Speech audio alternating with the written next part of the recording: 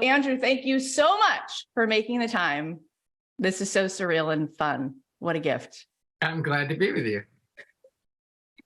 I'm just going to try to act like this is so normal for me. But it's not normal for any of us, right? No, clearly. Yeah. Not normal. Yeah. If you only knew. So tell me. You have gone on to like literally travel the world. You have so much wisdom and perspective now, which I can't wait to hear. And you've wrote this book and did this incredible journey with your son. Before we get into that, I feel like I have no idea about the beginning of your story. And I just want people to know, because I don't know, like, at what age did you have even a whisper that you wanted to stand out and say things and be an actor or be a storyteller? Like, when did that even come into your view? Yeah, well, it's easy to peg because I was 15. I was in, I think, 10th grade, and I had just been cut from the high school basketball team. And my mother told me that I should try out for the school musical. And I was like, I don't want to be in the musical. I want to be the point guard. And that wasn't going to happen because I was too short. And so anyway, I did try out for the school musical, and I was cast as the Artful Dodger in Oliver. And because you weren't there, I can tell you with full confidence, I was absolutely fantastic. And I was, because the second I walked out, I was, Tennessee Williams, the great American player, had a line of talking about love. He said, it was as if a room that had always been half in shadow was suddenly in the light. And that's what I felt like when I walked on stage. I felt like myself in a way that I kind of just went, oh, there I am. My wife is Irish, has all these good Irish sayings, and one of them is, I felt like myself from the toes up. And the minute I walked on stage at 15 years old in my high school auditorium, I felt like myself from the toes up for the first time. And without even knowing I hadn't felt like myself until that moment when it was just like, oh, wow. And I knew it was monumental in my life because I told no one. I knew something had happened, and it was fragile. And if I told anyone, it was like a little flicker of a flame that anybody walking by could have gone, and blown it out. So I kept that very close to my breast for a while till it grew. So that's how it started. But once I did that, I knew that's what I'm doing. I don't know how I'm going to do it. I'd never met anybody in show business. I didn't know any actors. I didn't know anything about that. But I had the wonderful gift of youth, which is naivete. You don't know what you can't do. So I just went toward that. I love that story so much. I had no idea you'd have such a visceral answer to that story, such a full body, hell yes experience. But I just want to say this to you because it's so genuine from me to you, which is that there's something about you which is so unique in the sense that you're so lovable. Yes, you are super handsome, but it's not really that's the whole story. There's something about you that you have this innate humility. It's like you're the first to kind of have this self-awareness about yourself. And I feel like people relate to you because there's so much humility. And I think that's why audiences are just like glued, because there's something so humble and genuine and maybe a little self-deprecating. But you are more of like a come with me person rather than a look at me person. Well, I like that. Come with me rather than look at me. I think that's very true. But I don't know if it's humility or shame. I think I have a very low shame threshold, and and so I marvel at people that can just be sort of right out there and go, yeah, look at me. Aren't I fabulous? I marvel at them, and I just wish I could have more of that, and I don't. And so I just sort of, a lot of that self-deprecation or whatever, that humility or shame is, I do have that awareness, but that awareness is a double-edged sword. It can be useful, and it can also be getting in your way, watching yourself when you ought to just, forget yourself and get on with it, So it's a double-edged thing. I can't even imagine. I heard Woody Allen say that he's never watched Annie Hall since he shot it. Like, he just won't go back and watch it. And I'm like, that's fast, right? That movie is like a piece of art. And it's just, I can't even imagine having to look at things and look at yourself on stage and all the things like that. So what happened next? I kind of had the opposite. I kind of had the opposite thing in that I couldn't watch myself for years and years. Those early movies, I could. When Pretty in Pink premiered, it was at the Mann's Chinese Theater when it was called that back in the day. And when the lights went down, the credits started to roll. I had to get up and leave the theater. I just couldn't sit there in a theater full of people and watch myself. I just felt too raw and naked, so I left. But only decades later could I watch these movies kind of go, oh, I get it. I see what I had, and whether it was what I had and what a lot of young people have was whether you have talent or not talent, that's beside the point. And some of the acting is pretty suspect and some of it. But what I had was that wonderful blossoming moment that we have in youth when like your life is a blank slate in front of you and you're just kind of going, world, let me at it, and you don't know any better and you haven't been hurt that much. So you just have a appetite and a desire, and there's that blossom of youth. And I had that in those early movies. And it's very attractive when you see it in anybody, you saw it in James Dean in East of Eden, you saw it, in Leonardo DiCaprio and the first Gilbert Grape or something, you see it so when good. Just hitting the scene, and then they become skilled and better and have careers or not. But there's that moment. It's like the rising sun. It's like there's a few minutes when the sunrise is so stunning and so beautiful, and then it's just gone. And I had that in those early movies. I think that's the kind of thing that and other people identified with back then. 100 zillion%. And I also think what you encapsulated, I think every girl wants to be seen. And you were the person that did that. That's like who you were, like this person who could step outside of yourself and see somebody's experience. And well, that's really, we all want, that's all any of us want our whole lives long, is to be seen. Just see me, hear what I have to say, see me. And when people see, you see someone else, it's just, they have room to then blossom, and they feel received. And that's a big deal. Yeah. And I feel like whether you know that or not, I feel like just who you are, like that's what you embody to me and to so many people that I know. So I think that's so healing. And that was so aspirational for us to be like, wow, maybe that's possible that somebody like that exists who's going to actually take a second to stop and witness in a real way, right? It's not just a pretty face. So I think that goes really much further than you probably ever knew, but I'm just here to be one person to tell you that. No, that's really sweet. That's lovely. Thank you. So what wound up happening next? So you were in Oliver, you sing Consider Yourself, you were probably adorable. And then what happens? I know you went to school, but then some stuff goes on there. Tell us a little about what happens next. Yeah, though I smoked a lot of pot, so I was really bad at school and I didn't care about school. I had terrible grades. And I auditioned for the acting program at NYU and I got in there. It was the only school I got into. This one guy got me in and I auditioned and he said, I'm going to get you in. Why are your grades so bad? And I said, well, I don't really care about them. And he said, I'm going to get you into this school. At various points in my life, I've had these angels come by and just sort of go, okay, I'm going to help you. And we all need that. We all need someone at some point to help. And that's happened to me a number of times when I needed it. Anyway, I went to NYU and I went for 2 years and then I was kicked out of NYU because I didn't go to my classes, I went to my acting classes, but I didn't go to my school classes because I was very honest, I didn't care. And so anyhow, then as I was trying to figure out how I was going to tell my parents that I had been kicked out of college, a friend called me and said there was an ad in Backstage magazine, which was back in the day, the sort of unemployed actors newspaper, came out once a week. And anyway, there was an ad for an open call for a movie where they wanted someone 18, vulnerable, and sensitive for the lead in the movie. And I thought, come on, that's me.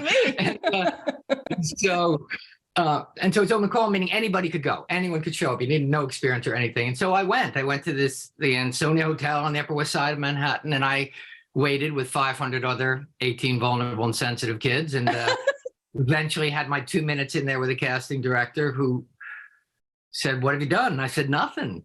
He said, why don't you come to the office tomorrow? And I was like, Seriously?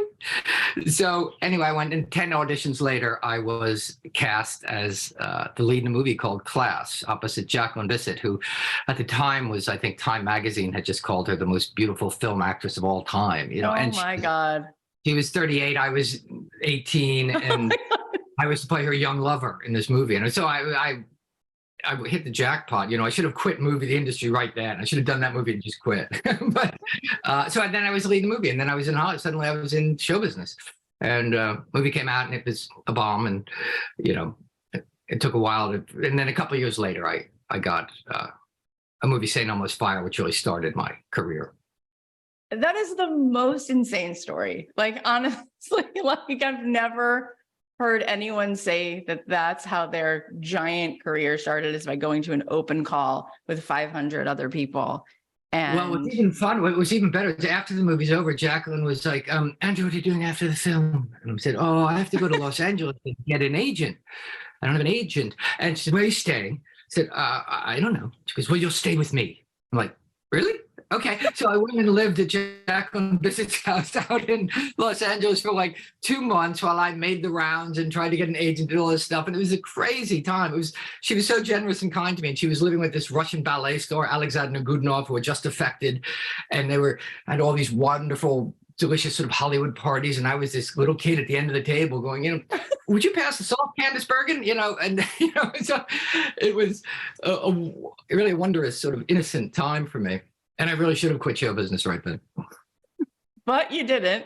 No. And then you did a string of things, and then you were sort of this very central figure. I mean, it was a different time because there weren't streamers. There was a few things going on and the whole world was watching them. That was it, right? If a movie came out, we were all watching it. If a show was on TV. That's really correct. I mean, there's no way what happened then. It's hard I couldn't explain to my kids what that was like, because all of culture and youth culture was pointed in one direction. Exactly. Friday night, these movies came out, and that's what you did. You got in line, you waited 2 hours, you went to the movie, and then if you were lucky, your friends waited for the next show and you saw it again. Exactly. And that's what you did. Everyone talked about it Monday morning. And if you didn't see that movie Friday night, you were out. You know, you weren't in on it. So, and that's what culture was for youth. And it was interesting to back it up even a little further. We were in the Brat Pack, and those movies, we were the beginning of youth culture in cinema. You know, it didn't exist before that. And there were a whole lot of things lined up to make that happen.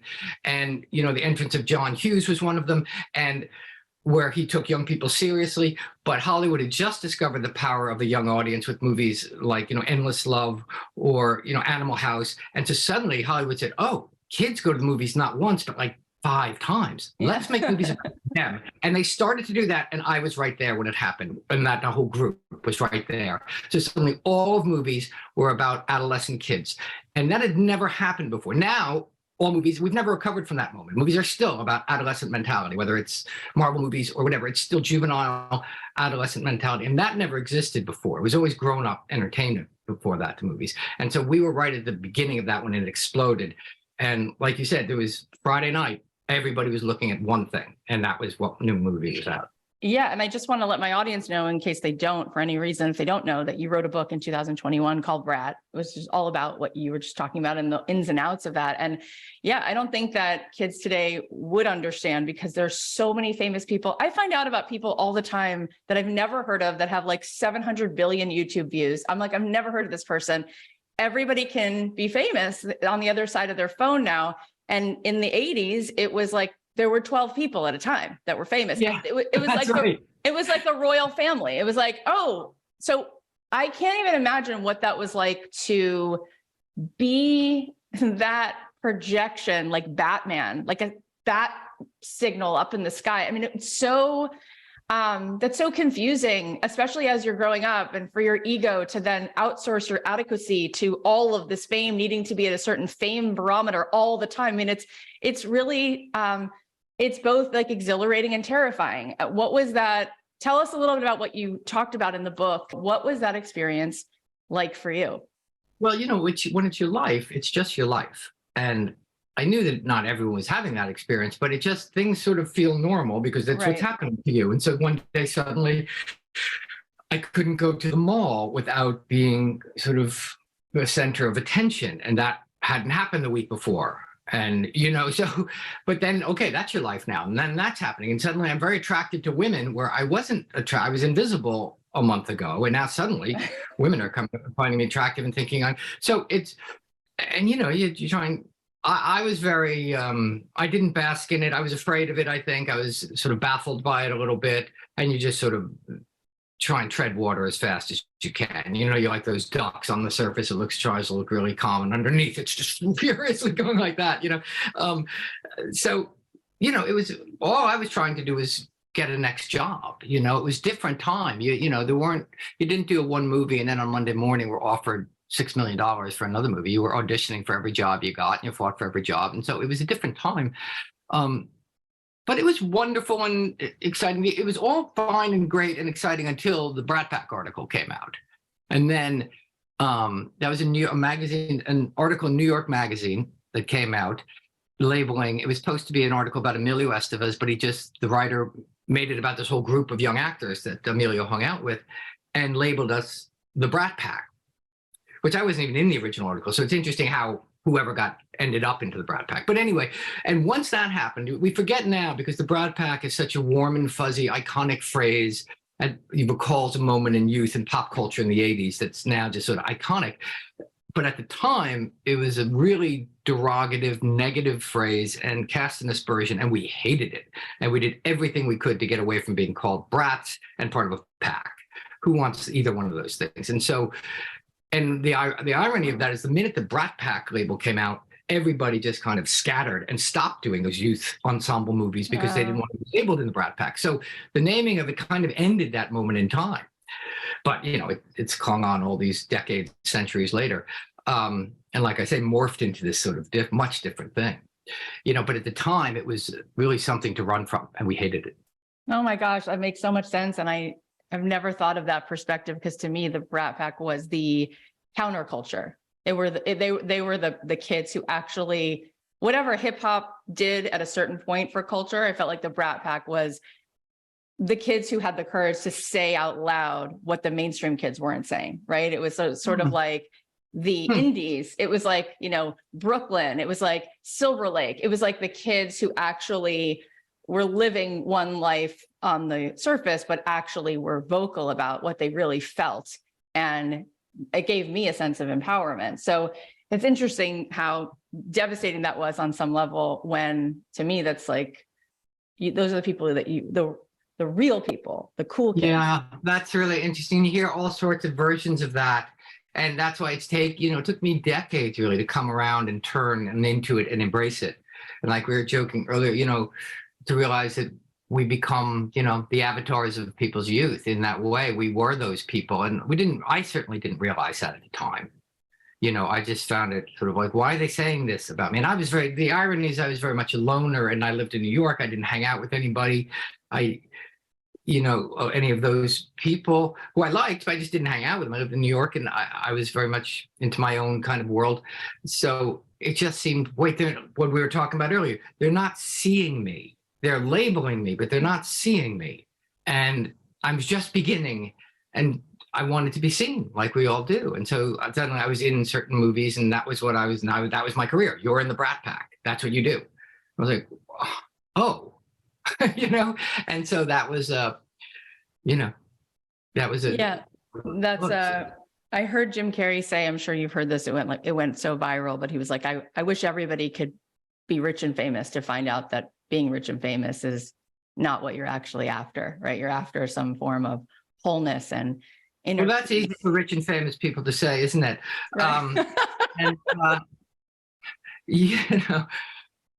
I mean, okay, but no, I don't suppose it's what we're after. And I don't think that I certainly didn't get into show business to be rich and famous. I just wanted to be, an actor because it made me feel like me, like we started with. Yeah. It made me feel like me to do it, which is how I ended up starting to write and travel too, because it made me feel like me when I did it, So, and that was a surprise to me, just as acting was a surprise to me. That was a surprise to me when that happened later in my life. I think that that's the gift, right? It's just feeling like you belong to yourself, like you are in alignment. And I think that that's, what I'm trying to get at is that there are sides of being famous that are not pleasant, right? When other Well, it's people famous, are whatever. It has no intrinsic value of its own and doesn't mean it, exactly. but it certainly lubricates things and makes certain things easier, certainly. But but it's not as a goal. It's not. There's no there. So there's nothing to grab onto. So what made you start traveling? Like, what made you want to kind of get away from your typical routine and completely change scenery?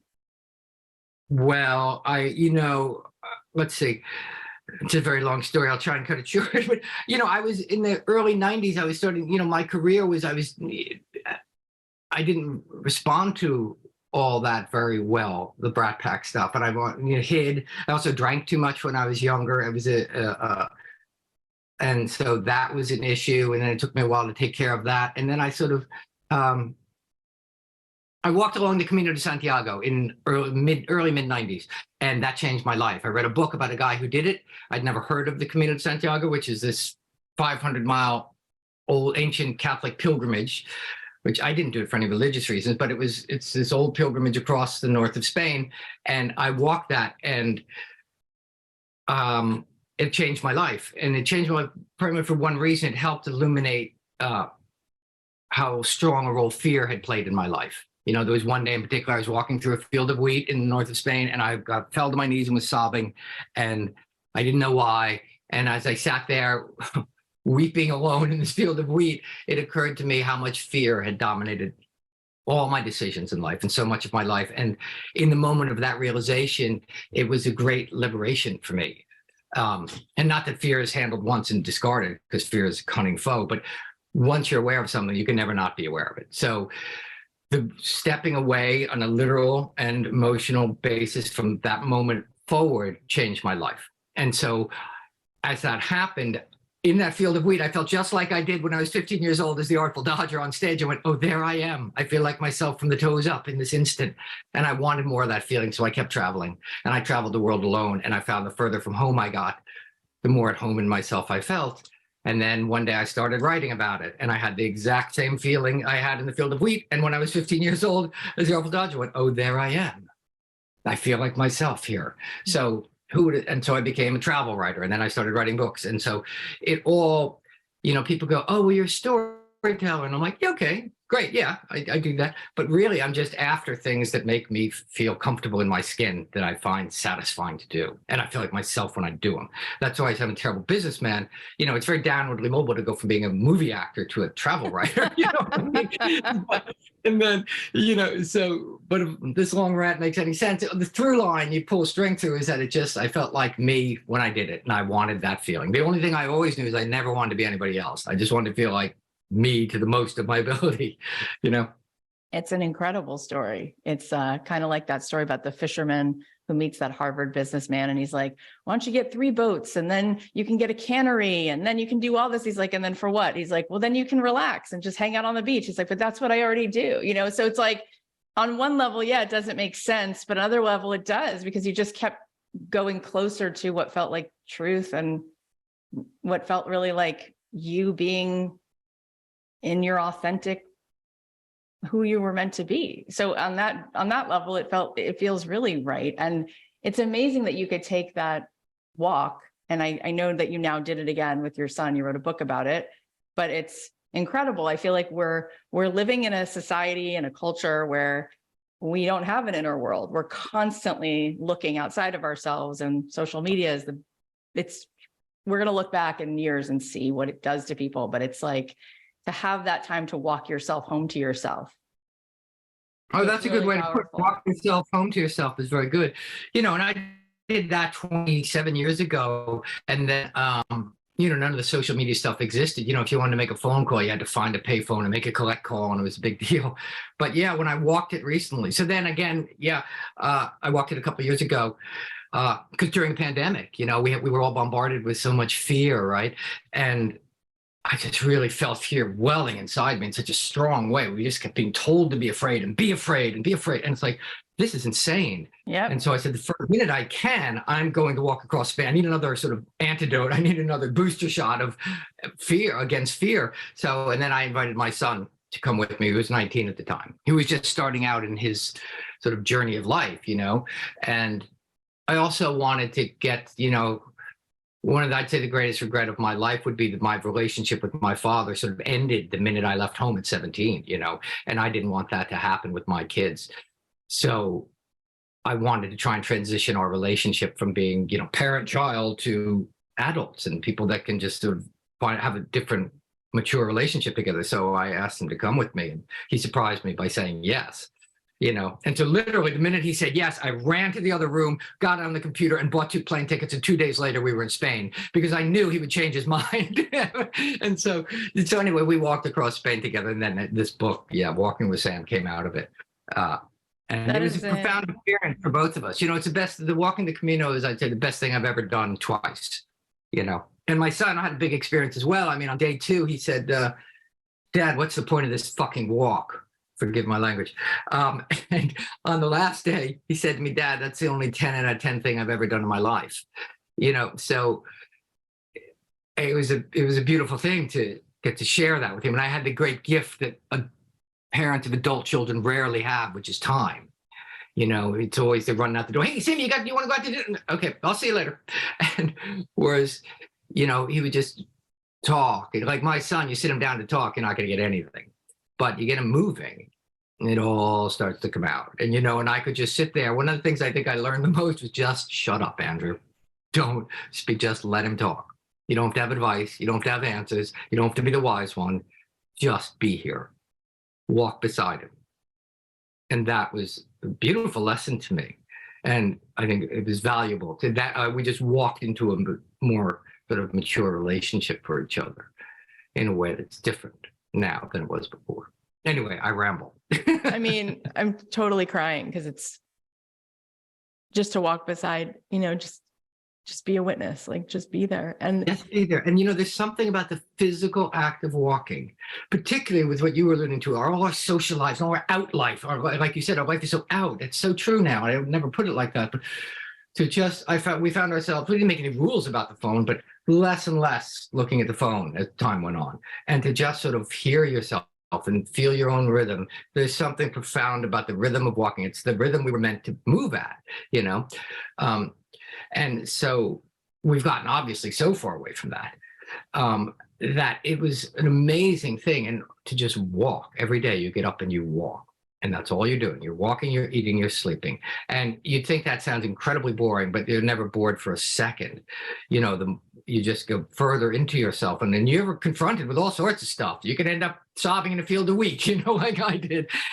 Or me and my son had, you know, vicious fights about stuff that needed to come out for years. And then the stuff I learned about him that I never knew he was carrying.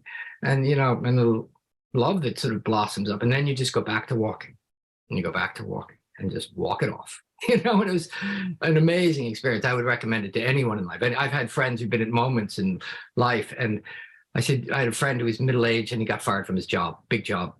And he said, what do I do? I don't know what to do. And he's frantically trying to get interviews. I said, dude, you need to go walk the Camino. He said, I can't walk across Spain. I need to get a job. I have a family. I need to get a job. I go, dude, you need to walk the Camino. And he did. He listened to me. He did. And it was like, that's the best thing I ever did. And he got a great job. But I don't know. I would recommend it as it's a life-changing thing. It's grueling, but in a different way. But there's something about being on a pilgrimage route. There's nothing to discover. Literally millions of people over centuries have done this walk. And you're funneling into the current of that. And there's something intangible about funneling into that current. All the discoveries are internal. That is, you know, deeply profound. And I'll stop. It all sounds like I'm a zealot, but you know, anyway, it was a nice walk. It was a nice walk. And you wrote a book about it. It's called Walking with Sam. And you just shared so many beautiful thoughts. You talked about the first time you did the walk and crying in the field of wheat. What do you feel like the second walk? Was there a moment of a part of you that became conscious of something you had been unconscious of? Was there something that was revealed to you about yourself that you feel like you got on this walk? You know, I think some of the insights we get on that, it took me years many of them from the first Camino to realize, oh, that was because of the Camino I learned that. So this time I'd say at the moment that one of the biggest lessons I learned was just, it's so simple and sort of whatever, but we're enough, we're enough. You don't have to do anything. You don't have to earn anything. You're enough. And whatever you are is what I have to offer you. I can't try and be like this great dad, you Sam, and know this stuff and be the strong man and all this. I'm like, I'm here and this is what I have to offer. And the courage to just say, this is what I have to offer. And knowing that that's enough. Because we spend so much time trying to puff up and do all this stuff. And that was a big deal. And even saying that now, I feel incredibly vulnerable saying that now, like, but it's the truth of the experience was that, I can try and deny that now if I want, but that was the experience of that we're enough and he's enough, I'm enough, everybody's walking, we're all enough, and we spend a lot of our time unconsciously not believing that, I think, and accommodating for not lack of belief and stuff. And I think, and we do a lot of harm because we just lash out on people because we feel, we don't believe and we don't, so anyway, I'd say that was a lesson that I hope would keep unfolding for me and just sort of keep dropping deeper, if that makes any sense. It's so beautiful. Yeah. It's like exactly what my audience needs to hear. It's probably what everyone needs to hear. It's really exhausting and it's really bizarre. Like we live for our next achievement, for the next thing we're going to post. The next little beep on the thing, the next little endorphin hit of, I got an email. How many likes? I'm like, oh my God. And it's, with my son wanting him to whatever, it's like, it's just power of example. No one listens to anything. We don't teach anybody anything. They just observe and see. And the more we're sort of at home in ourselves, the more people go, okay, that's attractive. I mean, who isn't attractive who's at home in themselves? This is very attractive quality. And we want more of that. We want to be around people who are like that. I do. When you're home from one of these incredible trips, how do you stay grounded? Do you have a practice or? No, you don't. It's hopeless, isn't it? It's so disappointing. You go home 3 days later. It's like, oh no, I had all this insight I was going to bring into my life, and now I'm just back checking my. I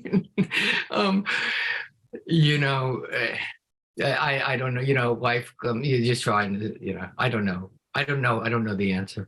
You simplify as much as you can, and you take.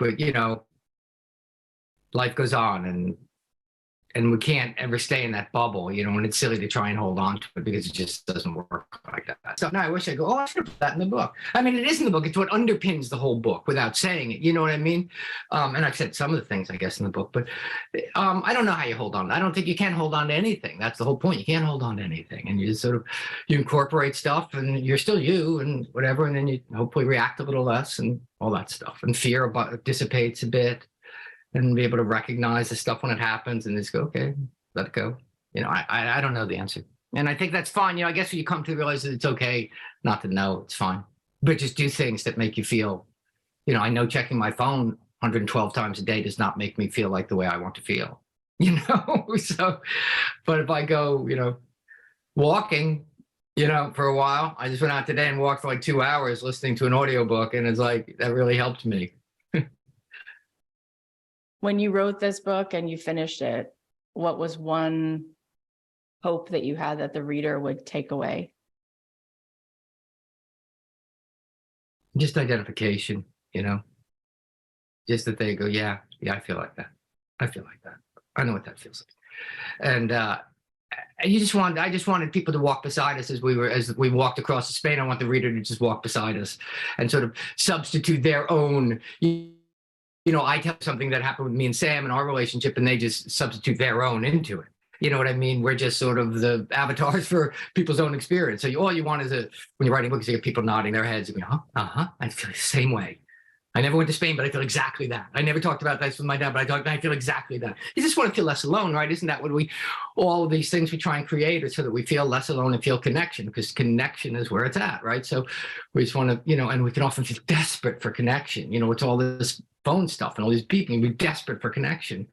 And I guess what we're finding out is all that really isolates us further. But even when that stuff didn't exist, people want, and I'm a loner. I tend to be very fearful of people, and you still ultimately want, and I find I have to connect with myself first before I go connect with you. I can't go get from you what I need from me. It's just that kind of desperate thing that's trouble. Yeah. Yeah.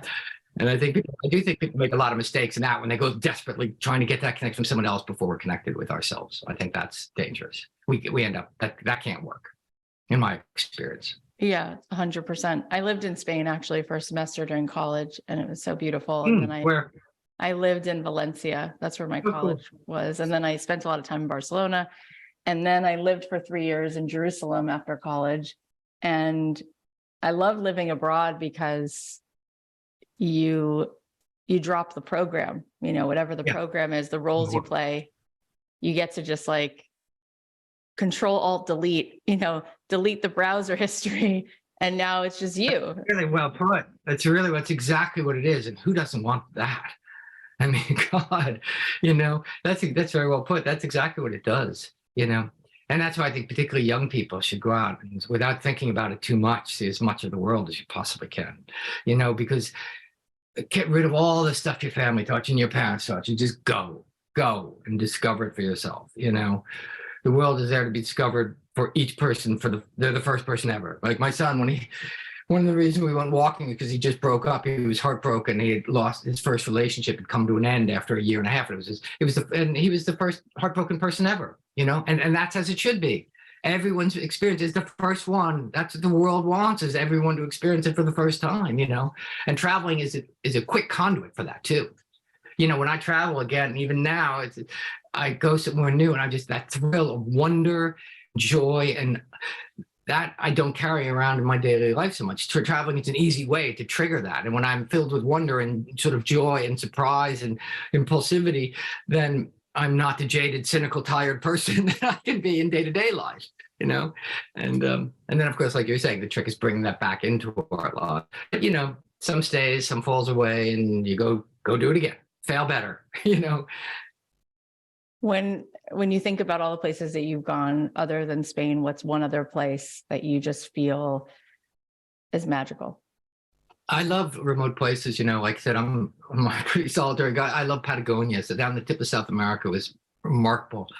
I loved that. There's the vastness, and the sound of the silence was terrifying. And you had to take a boat 4 hours to get there. Oh my God. Estancia, this place, and I was the only one staying there, and it was just terrifying. And solitude, and it was something that was amazing. So I love the Sahara Desert. I thought the desert was really cool.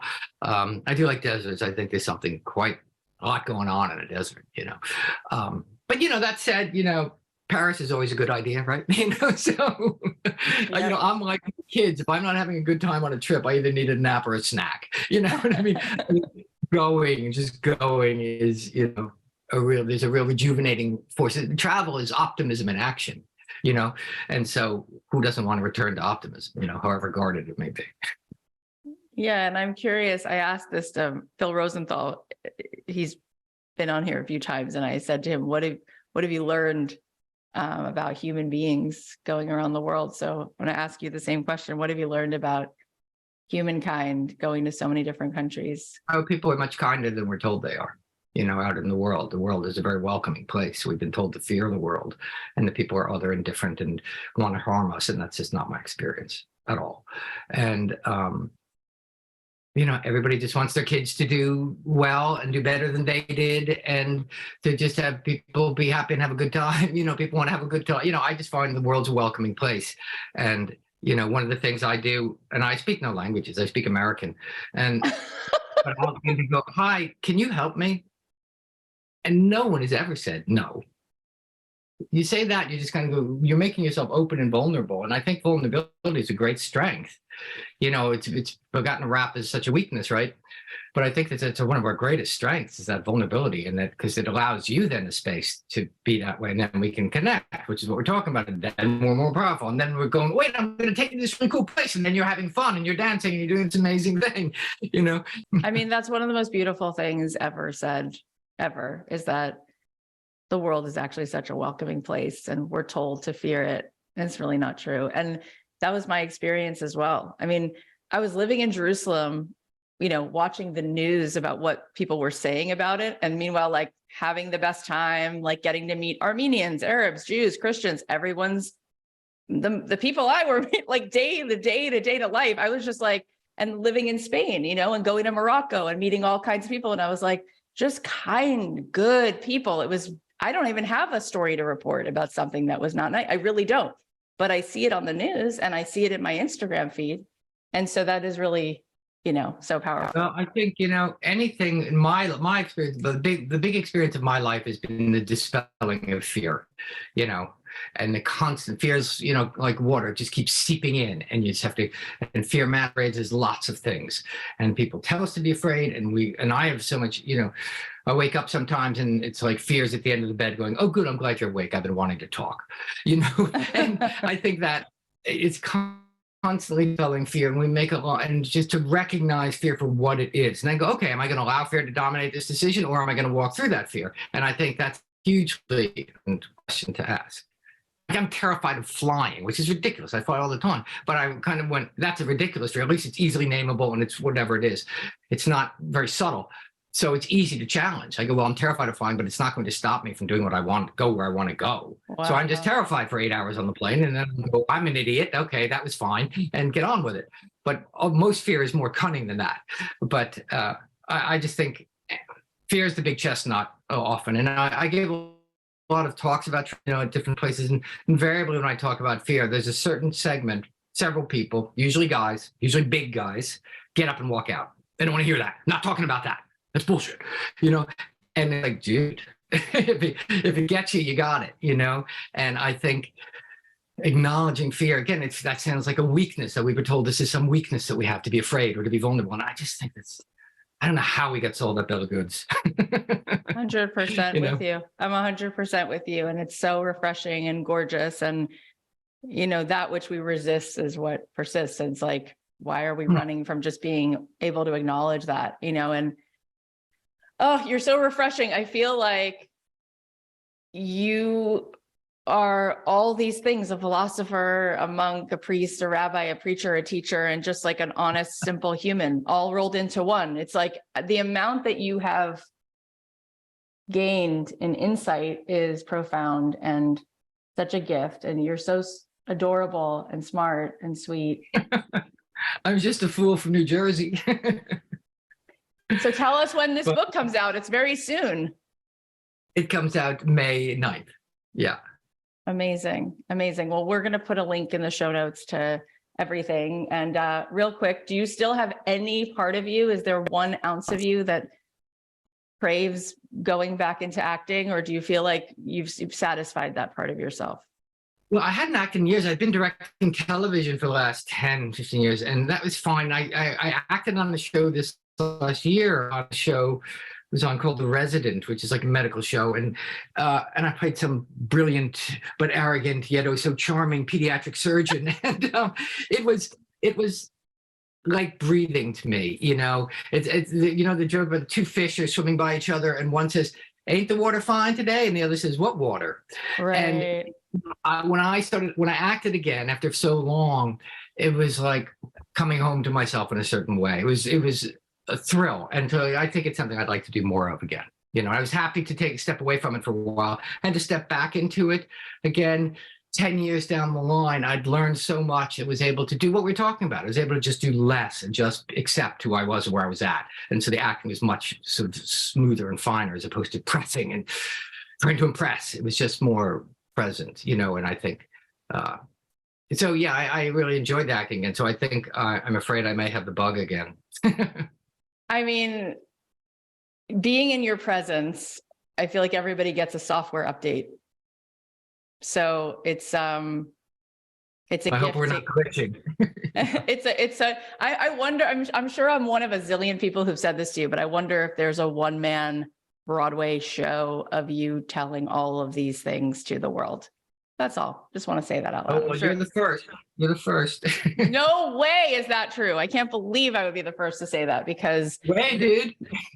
Everything you just said, it's It's a winner. We all need it. Thank you so much for making the time. Thank you so much for being you. Thank you so much for sharing yourself so generously and genuinely. I feel like you're just from toes up. You're just all love. It's awesome. Well, you're great. Thank you. Thanks for having me. Now I feel terribly vulnerable. You're just, I can't, it's so surreal for me. I mean, and it's such a gift for me too, right? Because I was like 5, 6, 8, 10, kind of like right there in the front row. But you never think that the people who you look up to are going to turn out to be also the kindest, sweetest people. But it's pretty cool when they do. No, you're nice. You just keep showing up in life. You never know isn't it amazing? I think that's kind of, yeah, I have those when I go, if you told my 15-year-old self that I would be, are you out of your, I would have given anything. I remember that the first time I'll leave you with this story that when I was in 7th, 8th, 9th grade, I had the biggest crush. I was in love with Judy Lubin. And anytime, if you told me I would get to go to the senior prom with Judy Lubin, I would have said, I'll endure anything these next 5 years. If you tell me when I'm a senior, I can go to the prom with Judy Lubin. Well, I did go to the prom with Judy Lubin, and it was the most boring, uneventful night of my life. I really took a lesson from that, though. It's like you just don't know. You don't know what you're going to want or what your things are going to transpire. So you just keep showing up. Just suit up and show up, and you just don't know. Well, this was like amazing. But Judy's turned out to be a lovely person. We're friends throughout the decades. So that's nice. Like, Judy, if you're listening, only love for you. Thank you so much. I just followed you on social media. I can't wait to put this episode out. All of my friends are dying right now, dead on the floor, dead. Thank you. Mwah, Thank you. You're adorable. All the best.